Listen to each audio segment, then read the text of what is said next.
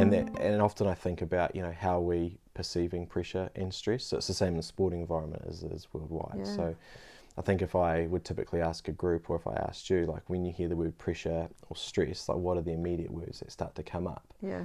And often when you ask a group that they're negative words, you know, it's like expectation, you know, a family or finance or something like that. And so what people typically do when it's negatively fueled is they want to run away. They want to avoid.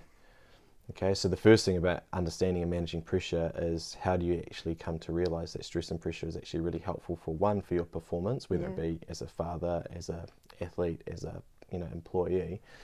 So understanding that it's actually really helpful for you, and it needs to be in your life, and also everybody are experiencing it. So I think the first thing is actually asking yourself, well, you know, how are you perceiving it, right? Is it something that you need in your life? Which the reality is we do. Yes. Okay. Yeah.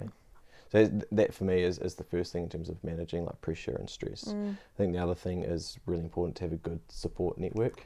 100%. I know that's certainly really helpful for me. Yeah.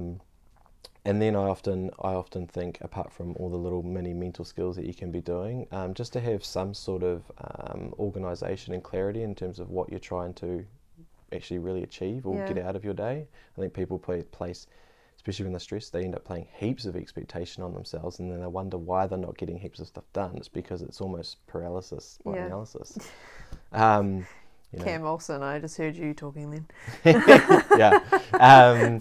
And the other thing is, like, I'm really interested in, you know, people understanding about themselves, and one of the aspects of that is your values and what's actually important to you. Because I think when people come under a lot of stress and pressure, it's things that you cannot control. Well, that's certainly been the case, you know, more recently worldwide. There's just so much that you can't control. Yeah.